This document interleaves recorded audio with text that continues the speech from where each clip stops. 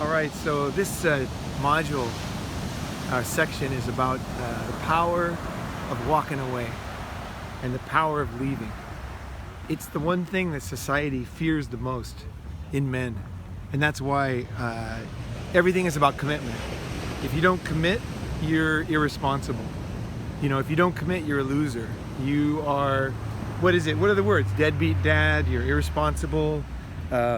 You haven't grown up, you're immature. You're not a real man. You're not a real man. Absolutely, you're not a real man. A real man sits around, stays around no matter what. And I agree that every rule is made to be broken. Okay, that's the other thing. Is there's times when you would want to break this rule, right? Like if you're raising children, you might want to break this rule. You know, there's times when you would do it, but essentially, your number one power as a man is walking away from a situation. And you know, it's like scary because it's the one thing that you're trained not to do as a man. It's like, seriously, it's one thing that you're like, I should never do this. I'm the worst guy if I do this right. But the thing is, if you can walk away, like a lot of the reason why guys get violent, the reason why there's domestic violence, the reason why guys get trapped in like a living hell forever is because they're just not willing to walk away. You know, they're not willing to leave a situation. So, for example, you are in a situation and you're unhappy, and then you stay, right? So let's say you're in a fight, right? And then you come back home at night. And you know that you're gonna kind of have another fight again, because you kind of know that the fight is not over yet, right? You're like, the fight's not over. You know how that feeling, right? You know that when you get back, there's going to be shit going down, and that your girlfriend or wife or friend or whatever the fuck it is going to continue. But you say, you know, it's like, you just like at the lion's den. It's almost like you're just like brainwashed into going back and walking into this uncomfortable situation, and that is the biggest mistake, I think, you know, that you can do. So, how do you walk away? How do you maintain that? You know, how do you mentally do it too, right? Because part of being a man is that you kind of, regardless of you want to take society's advice, right? Sometimes their society is right. You know, that you want to be responsible in some ways, right? It's tough, right? It's really fucking tough. It's like almost like your heart. When you think about leaving, you feel guilty. You know, you feel like, I can't leave. But you got to think about this. Is like, let's say that you're in a situation that's not going well, and you have really thought about it, and you know it's not going to change, not as is. Okay, so you're going to stay in there, right? So you think, well, this is the better option, right? You think, if I just stay around, you know, it'll be okay. It'll be pretty good, right? It'll somehow work out, but you know it won't. And so then you stay there, and it just gets worse and worse. So you're leaving $10. You have a choice of leaving $10 or leaving $1 million over your life, right? Which one is better, right? You gotta get out. You gotta get out cheap, and the way you get out cheap is by making that decisive move. And how you do that, and also the other thing is that people don't realize is I'm a man who can always walk away. I will disappear at any moment. Like I've often thought, like, you know, like if I had to go into hiding, if there was like some kind of a, you know, Interpol warning out for me, what would I do? How would I keep myself incognito, and where would I go? You know, if I was framed, you know, if I was totally framed for a crime, what would I do? And this kind of thinking is really a good exercise. You know, where would you go? How would you do it? You know, like, for example, when I was in Thailand, I found out that there was a bus to a border where you could bribe the guards. You know, I found a way out of the country. And again, there's so many social taboos against thinking like this. Like, just thinking like this, you're probably thinking like, well, he must have done something bad. He must have secretly done something bad, or he wouldn't even like be thinking about this, right? You're like, but that's not the truth. I actually didn't do anything bad. I just know that in life there's these situations that come up where you suddenly want to get out. You feel uncomfortable, and then if you haven't thought about it in advance, if you haven't planned it, you know, how are you going to do it, right? And even just planning it is quite fun, you know. It's quite interesting, right? When you think of ways that you can get out, ways that you could do it. It's kind of like when you were a kid and you were thinking of making a tree fort or something, you know, it's kind of like, hey, what would I do? Let's see, what would I do? Let's say where would I go if I had to get out of my country, like quietly? You know, for example, in the US, the easiest way to get out is Mexico. because you can go across the border without checking your passport. You know, so there's ways to get out of the U.S. and then you could go somewhere else, right? Or you can also hide in plain sight, like Bin Laden did. Bin Laden was just in a regular house, and he was next to the ISI, I think, the Pakistani intelligence service. You know, he was nearby. Whether they helped or whatever, he was just sitting there in a house. Like, he could have done that without any help at all. Sitting in a house, no one can get you. If you just stayed in your bedroom, or say your friend's bedroom, and your friend fed you, and he went and did everything for you, like for 20 years, literally there's no way anybody could catch you. Like, there's just no way. It's like physically impossible. So the idea that you have to run to hide is crazy. You don't have to go anywhere. You could literally stay in your house and there'd be no record of you anywhere, you know? And that's what Bin Laden did. He just sat in the house.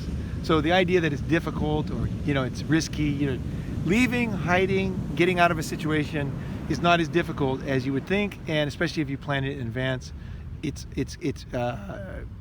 much easier and it's much less stressful because you know what you will do when things go bad. And things do go bad. I mean, think about it, guys. Things go bad in your life and then you're like, fuck, I'm trapped, right? This is how you not be trapped. And the other thing is we were talking about before, is the key thing is when you are ready to go or when you're willing to go, it's so badass. Like, I can't even tell you how badass it is because what most people do is they sit around like a bitch complaining. And like, so for example, like right now I'm with my friend and we're filming this, right? And I just told him before the event, before we started filming, I said, hey, if you were unhappy with this situation, the smartest thing you would do is just to say, I'm out of here. You know, like if he's not, we're having a great time. But I'm just saying, like, this thinking, what it does is, let's say he did do that, right? Let's say anybody just said in my life, just said, hey, look, I'm not happy where things are, I'm leaving. Then what that would do to me is I would say, wait a second, I would have a serious soul search about it. I'd be like, what am I doing to cause this? Like, you know what I mean? Like, how can I change? I would be open to negotiation, like big time, right? Because you'd be like, hey, I'm out of here. Like, no pain. I'm not gonna punch you in the face. I'm not gonna scream at you. I'm not gonna argue. You know, I'm just gonna like leave. I'm gone. You know, and you can't. The only way you can keep somebody around is kidnap them, right? Which is illegal and stupid. You know, counterproductive. So you have to negotiate. So if you're willing to leave, counterintuitively, this is the thing that can solve the problem. Because the people that are very obstinate, they're obstinate till you leave. You know, and when you leave, that's when they suddenly get fucking reasonable. Like, you can sit there and say to somebody like, hey, you know, let's say you're raising a kid with somebody and you're like, hey, I'm not happy with the way you're doing this and I think this is going to seriously fuck the kid up. You know, and then she's like, well, you know, you did this and you before you did this thing and I didn't agree with that. You know, like, you're like, wait, no, this is a big issue. Like, this is a big thing. We're not talking about that. We're talking about a very serious issue with my kid. I want him to be healthy. I want him to be happy. He needs to be vaccinated or whatever it is that you're, you know, thinking about. And then you say, look, you know, I'm not happy with this, and basically I'm leaving, and you just leave. Okay, that's the other thing. Okay, here's a fucking key thing about leaving. Bet you didn't think about this. Is that you have to leave. Okay, don't threaten to leave. So just think about it this way, like a gun. If you bring a gun, if you have a gun and you're out, and someone does something and you pull the gun out, you better fucking shoot the guy, or you better be ready to pull the trigger, like hair fucking trigger. Otherwise, you don't pull the gun out. Because if you do, if he's a good fighter and he sees in your eyes that you're not going to use it, he'll come right in and get it out of your hands. And next thing you know, you're going to have a gun on you. You know, so don't pull a gun out. Never pull a gun out. The only reason why you pull a gun out is to put 2 bullets in the guy's chest. That's why you pull a gun out. That's why you fucking pull a gun out. It's because you're going to use it right now and you know how you're going to use it. That's why, otherwise, don't not fucking pull it out. Don't be one of these guys who threatens everybody. You know, so when you're going to leave, what you do is you just split. And she's going to call you irresponsible. She's going to call you this. But what's going to happen is this is the biggest negotiation, because you just say, look, you know, we had talked about this 20 times and I just realized that it wasn't going to change. And I'm totally serious about this thing. I want him vaccinated, and I'm just not going to stay around and watch my kid die of some disease that was eradicated in the 1920s. I don't want to watch that. I don't want to sit at the hospital while he's bleeding out of his mouth and dying. You know, I don't want to see that. And so I'm out of here. You want to fucking watch him die? You want to take that risk? You want to roll the dice with his life? You do it. I don't want to be there. I don't want to see it. It's scarring, and there's nothing I can do about it. So go ahead and live your life and enjoy it. I think you're a nice person, but I'm out of here because I don't agree with this. And immediately what's going to happen, I'm telling you, I've done this so many times, and you got to get good at it. Okay, you cannot be angry. And you cannot threaten. You got to have your stuff ready to go, so you're always ready to go. I am always ready to go. I'm not stuck on anywhere at any time with anyone, any job, any relationship, any friend, nothing. I am always ready to go. And I've done it so many times that I'm so good at it now. I don't even get angry. I literally don't get angry. So when you think about leaving, right? Yeah. Do you prepare yourself in any kind of way? Is there maybe a friend that you think of, or that you let know in before it even happens? So it's basically like, it makes your life easier, right? You think like, do you know anyone? Did you let anyone know, like, hey, there's a possibility of me doing this? Can you be there for me? Can you spot me, or what? How do you go about it? Okay, every time you have a serious problem, it kind of like slowly creeps up on you. Okay, except for like earthquakes and stuff, most things in life, you know that they're coming, so you can kind of sense it. So what I do is I'm very sensitive to this kind of stuff. So as soon as I sense that I'm with somebody in an unreasonable situation that I'm not happy with, I mean, if it's a job, I want to make sure that I've saved my money, I'm saving my money, and I'm ready to go. Like when I had a business partner I started a business with, we had a pill company, we were making supplements, and I suddenly realized what happened was I gave him money to found the company. Okay, so his job was to go to the lawyer and set us up a company. When he went down there, he set up 2 companies, one for himself as the parent company, and our company as a subsidiary of his company. Now, this was not the agreement. The agreement was we were going to make a company together, and I was paying for it. And when he came back and told me, I just said I was like, I don't want to do it.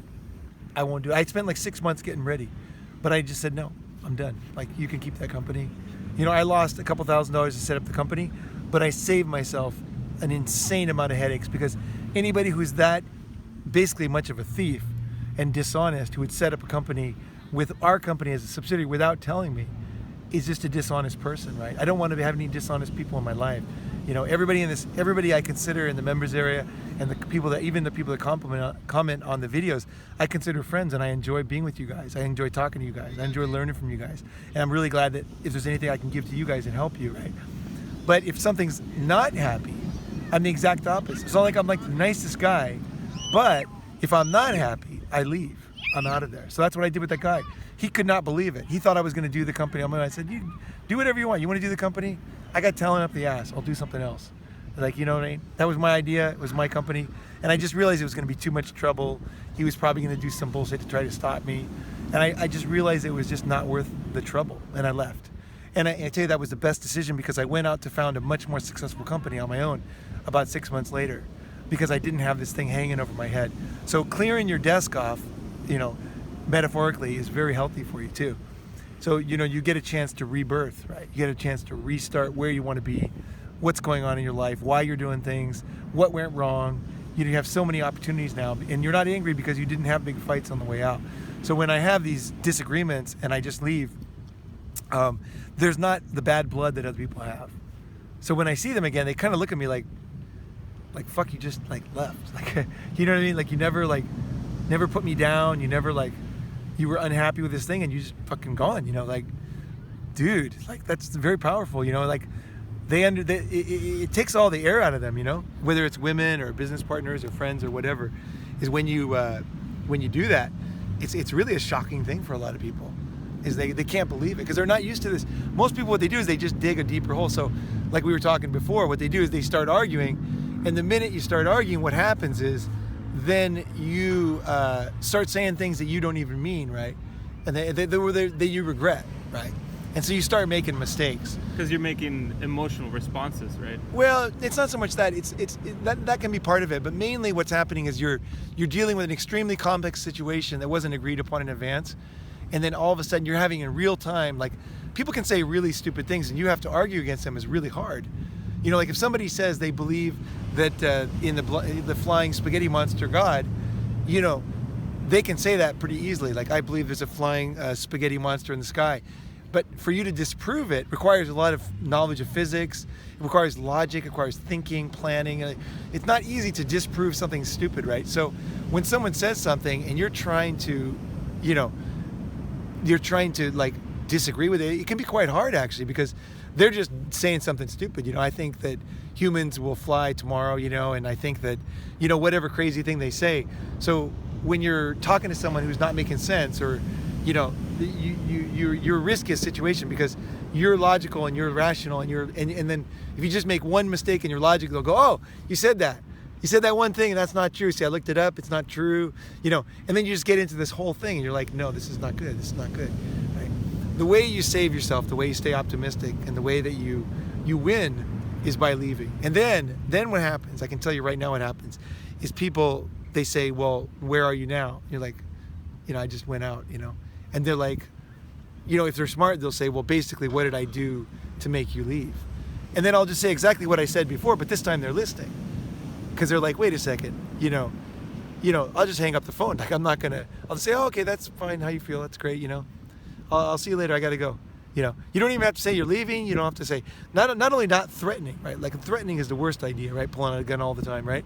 And the other thing is like saying why you left, like giving a list of things, If they want to change, if they want to make you happy, they're going to figure it out. They're going to say, what did I do wrong? Like, why were you unhappy? Like, did I do anything to make you like that? Or was that one thing that, I'm sorry I did that, I'm really sorry I didn't do that for you, I said I was going to do it, I didn't do it, and I didn't realize how big it was. And, people will suddenly start making amends like crazy because they have this kind of, the win with this one is that they kind of have a good feeling about you because you didn't get into it with them. You didn't jump into it with them.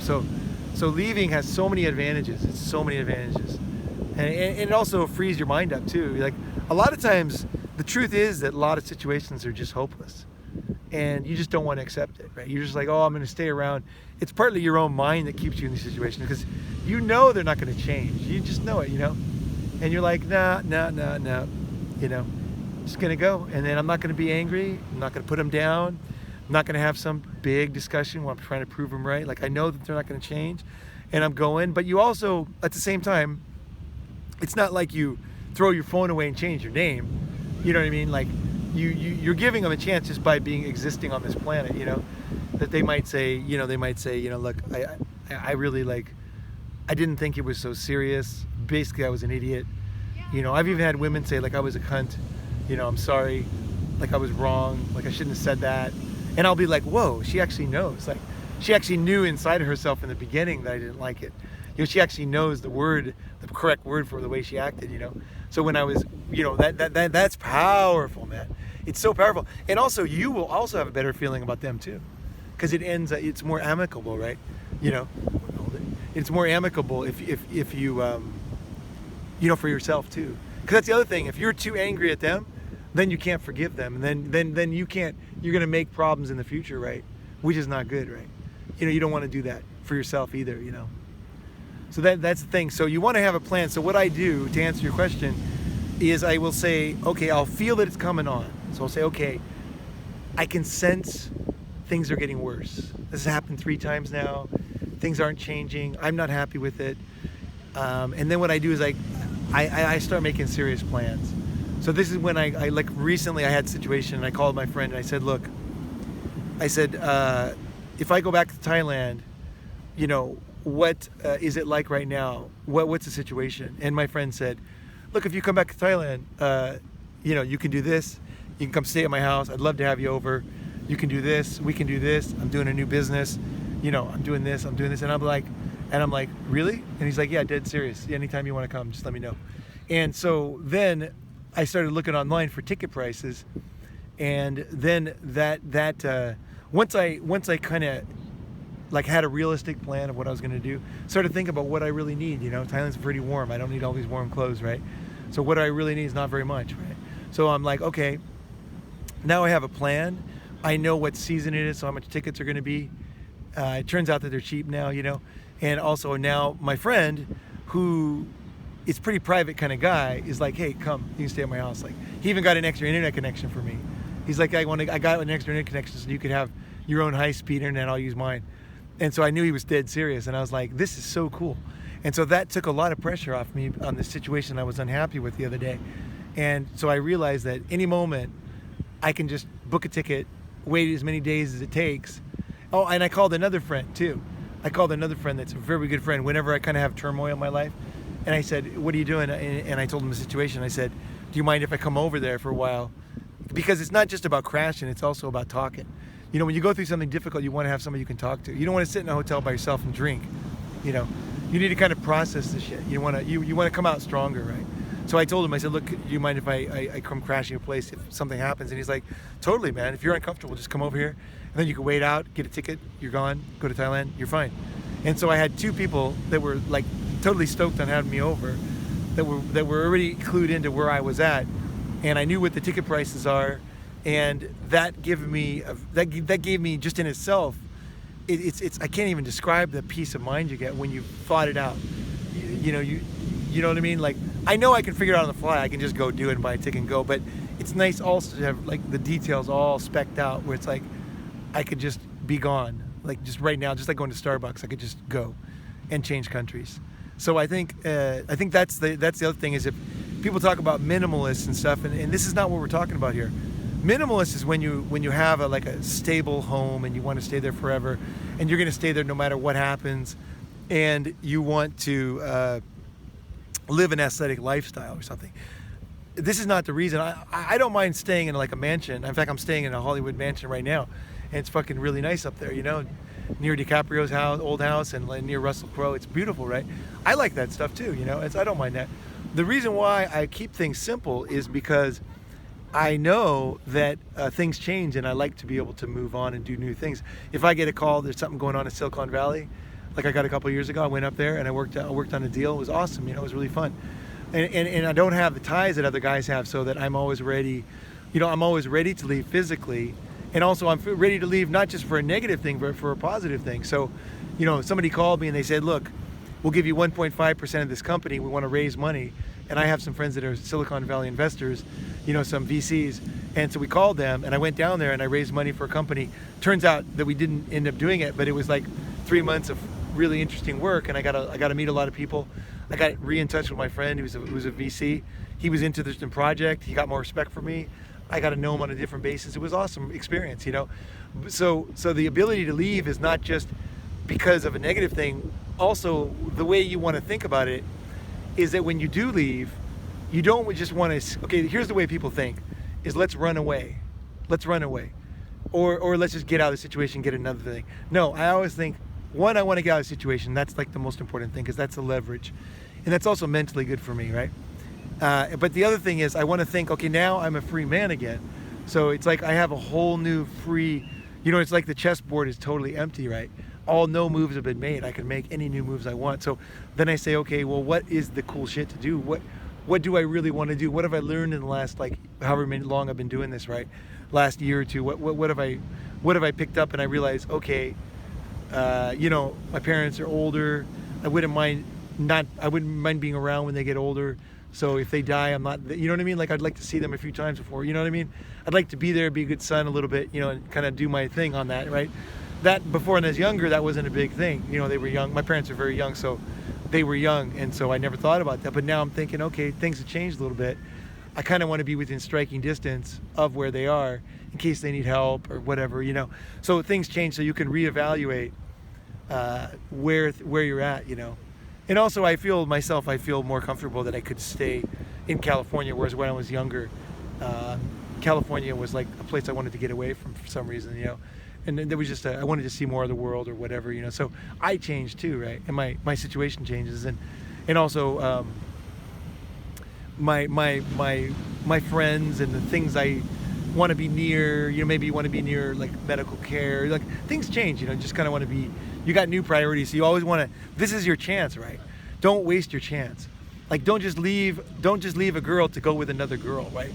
Like, now you say, well, wait a second, what can I do? I can pimp.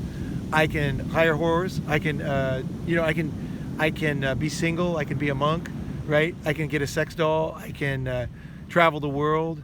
I could do anything I wanted to do. Like, what are the new options, and what have I learned, and who am I today, right? So it's like really win-win. So, and that's the other thing too. When you leave a situation, okay, let's say most people, what they do is, just to kind of recap, most people stay in until they're super angry and they make a lot of mistakes.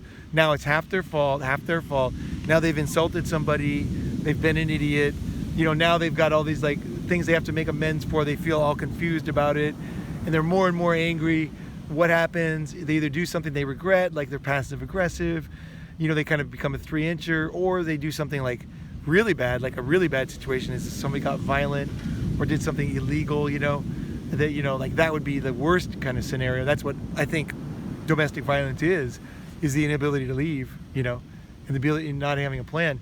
But then also, it's almost what you want to do is you want to like erase, once you walk out the door, you want to erase all memory of what happened. Almost like you're in some kind of like robot movie where you just erase it and you move on.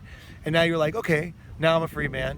Now what else? What was the thing that I really wanted to do? And then you start to get excited about it. And you start to work on it. And you start to move towards it. And you realize after a few days of doing that, you realize it's real. It's not.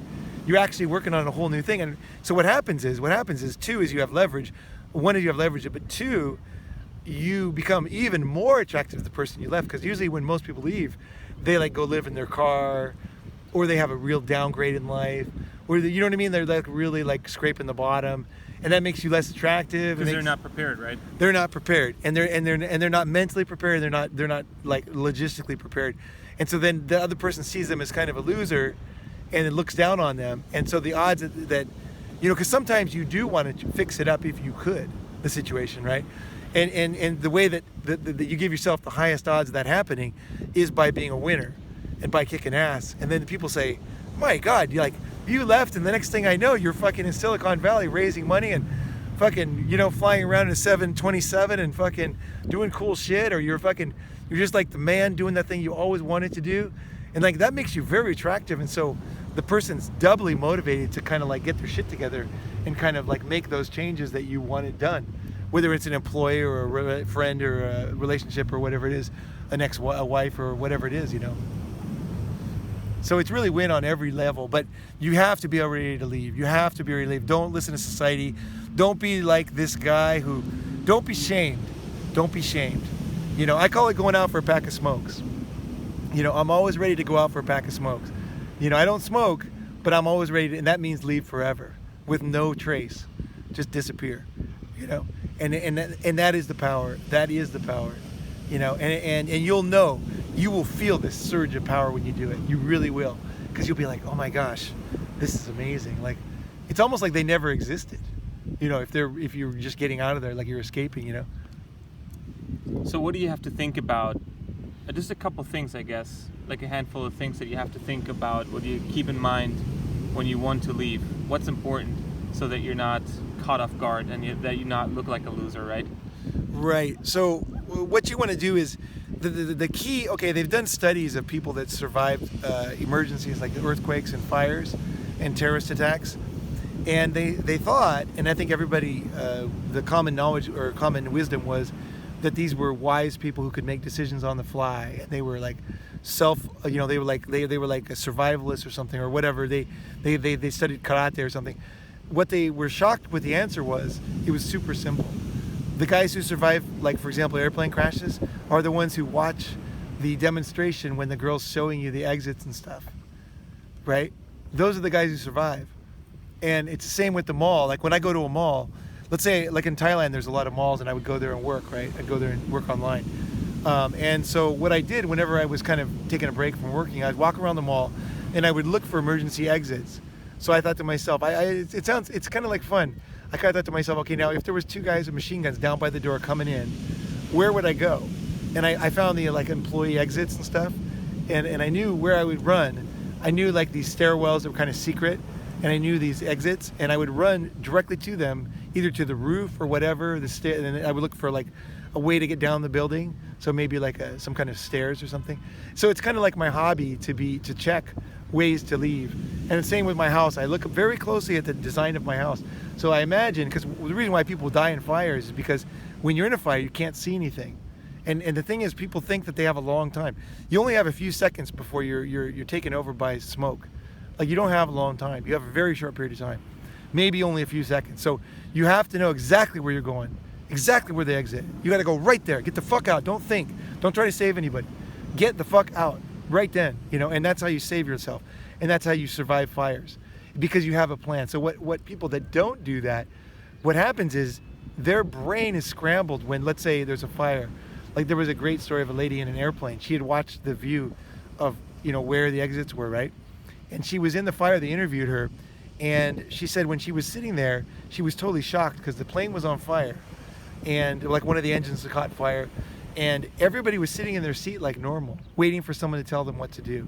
And she literally had to get up. Nobody even moved out of her way. She had to step over people. She was not an aisle seat. She had to step over people who were like, you know, making way for her, like nothing was going on. And they were like, oh, excuse me, sorry, you know, and they were frozen. And then she just got out and she went out the exit, and then they all died. Everybody that stayed there died. And the thing is like she had watched the exit thing. So what was happening to them is they were frozen because their brain was like, what do I do? You know, they couldn't think of anything. It sounds crazy, but this is the way that humans are. So that's why when they train the Marines, they train them that they can do it in their sleep, in the dark, without thinking. So that's what you want to do. You're like a Marine who knows how to clean his rifle in the dark, and then you practice, and it's like your little hobby. What would I do if this girl was a cunt? What would I do if this job sucked? What would I do if there was an earthquake and this place was all depressing and miserable? You know, what would I do if the economy crashed here? What would I do if I felt in danger? What would I do if I felt, you know, just unhappy for X amount of days? You know, what would I do? And just kind of your little hobby. You're like, oh, what would I do? Let me think. Let's see. Ronan Man would go to Thailand. Let me think about what I would do. I would have, let's see, I would want to not have 10 cars, right? I would not want to have a bunch of contracts that I had to pay, right? So I would want to avoid contracts, because contracts are the one thing, if you care about your credit rating, that you don't want to break, right? You want to break as few as possible, right? I would want to have minimal goods. I wouldn't want to go to IKEA and get that last sofa, right? You know, pay $2,000 for the $5,000 for the sofa, right? You know, I wouldn't want to have, you know, these things that tie me down. I wouldn't want to have so many of those things. And you know, what you do is you get like a kind of a mobile life, and it becomes part of your life, and it's really a beautiful thing, because most guys are trapped. It's all fake. Most guys' lives are shit, you know. So don't think like, oh, that guy's doing it that way. You know, this is like everybody does it this way. It's smart. You know, I mean, obviously think however you think, you know. But I'm just telling you right now that most people just have shit lives just because they can't change. They don't have the ability. It's too daunting. They haven't thought about it. None of their friends do it. It's not acceptable. They get shamed out of it, and they don't even know they can do it. They don't even know they can leave. You know, just be ready to leave. That's it. Simple. Be ready. Be planned mentally. Don't make a lot of trouble on the way out. Don't upset people. You know, I remember when I was you know, doing a lot of chicks back in the day in my 20s. This one girl called me after like 6 months, and she's like, pretty cool chick. She's like, why did you leave me? And I go, because you were getting fat. And she looks at me, she goes, seriously? That was it? And I said, yeah, I'm in really good shape. I'm not into fat, you know? And she goes, that was it? That was the only reason? And I'm like, yeah. And she goes, oh. She goes, I'll lose weight, I'll call you back. And then she called me back like 2 months later, and she's like, I'm skinny. And I boned her for another 2 years, and we're still friends today, you know? So, you know, being honest and being ready to go, like I just left. I didn't make a big fight. I didn't tell her you're fat, I don't like that. I just left, you know? And then she figured it out later, and she was a cool chick, and she actually is a cool chick, you know? So, I'm not saying that's going to work every time, but, you know, that she's going to change. But, you know, the fact that I didn't, like, I think a lot of guys, what they do is they put girls down. They're always like, you know, you cut your hair, grow it back, you know? It's like, if you like long hair, fucking leave her and go get another girl with long hair, you know what I mean? Like, you know, that's a stupid thing to do, cutting hair like that. It looks like a dog, you know? Looks like a rat, you know? Don't look like a rat, you know? Not into that. I mean, that's all good. Go ahead and do that, but that's not what I want to, like, that doesn't get me horny, you know?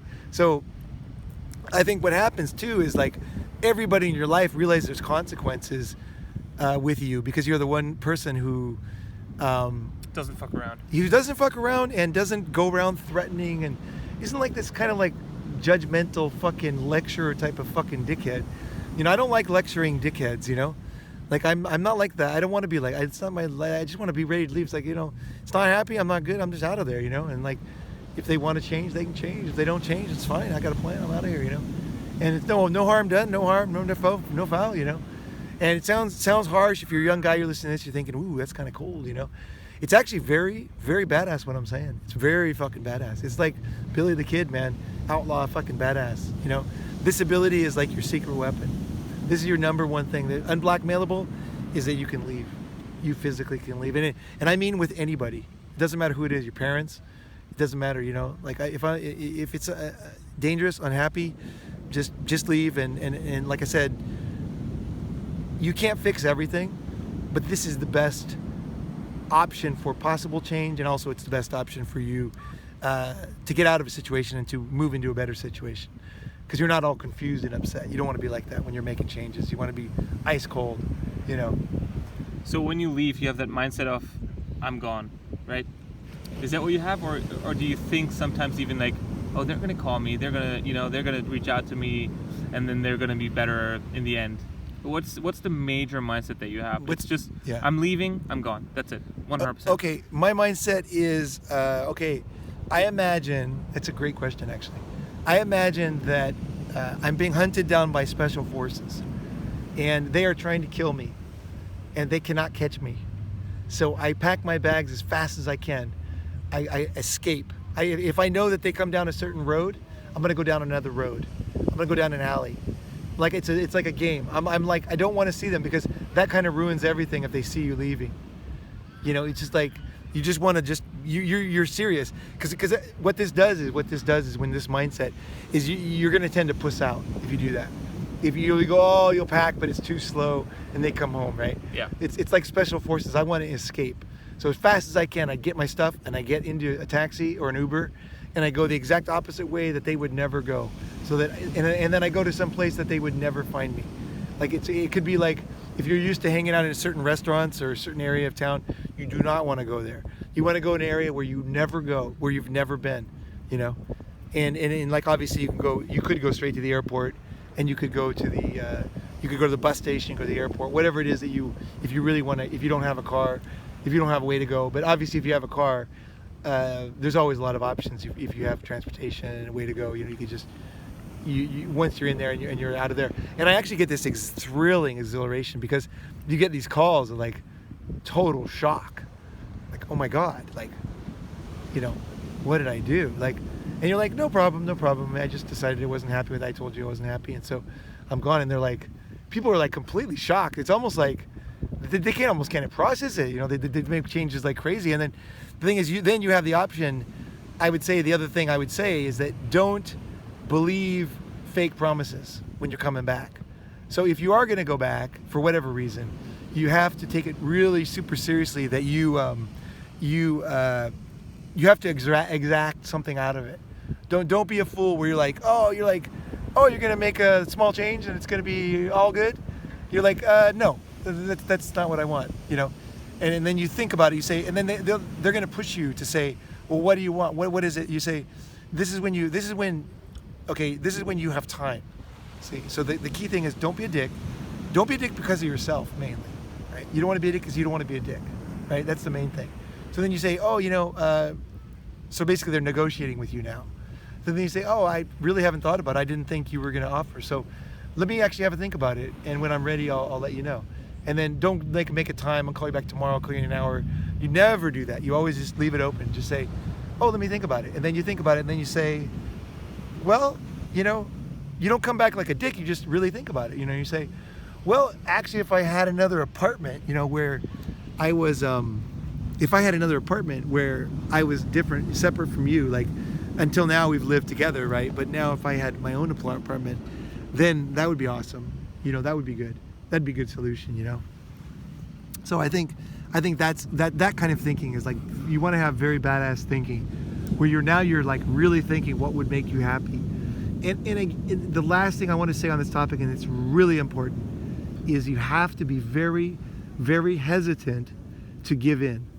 Because usually when you leave, it's usually best to stay gone. See, because you are smart. And the wisdom that you have is there. You were a wise person. You're not doing this because you're not doing this out of anger. You're making this decision. It's an intelligent, well thought out decision, and the odds of them changing or the situation changing, just consider it 99 to 1. So what people tend to think is, oh, it's 99 to 1 that they're gonna change and I'll come back. It's like, no, that mindset is like you're willing to give in. And then you're gonna come right back in the same situation. And once you left once, then your power of leaving isn't as strong. So, you know, just think, I'm gone forever. Like, probably this is it.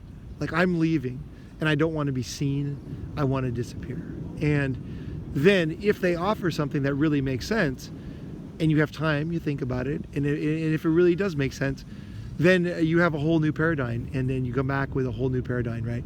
You're not in the same relationship. You're not in the same job. Everything, you've got a new upgrade. Now you're a manager. You got an upgrade of $15,000 salary. You know, like, it's a completely different situation now. You're not coming back to, you know, they didn't give you a promotion, you know. Yeah, I did this exact same thing with a guy on this channel. He was asking me for advice, and he was saying, like, what should I do? And I said, well, look, I said, you know, you need another job offer if you want to, like, negotiate for a good job offer in your company. And so that's what he did. He got a job offer at another company. Then he came back to his boss and said, look, you know, I got a job offer. I'm going to take it with the other company, but I wanted to give you a chance that if you wanted to keep me, maybe you could do, you know, XYZ. He wanted to be a manager, and he wanted to increase in salary.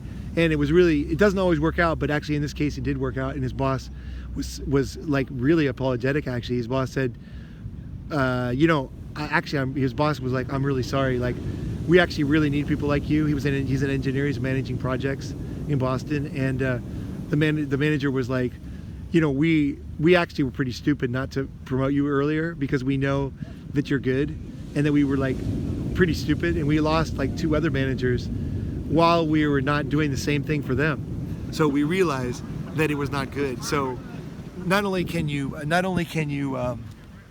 are we going to keep you and give you a promotion, but they actually thanked him for bringing it to their attention. They said, you know, thank you for like waking us up, because we've lost 2 managers because we weren't listening, and now we're fucking listening. And he's very happy there. So sometimes companies and people, relationships, they do get their shit together, and they will, make structural, important, physical, measurable changes that make a difference.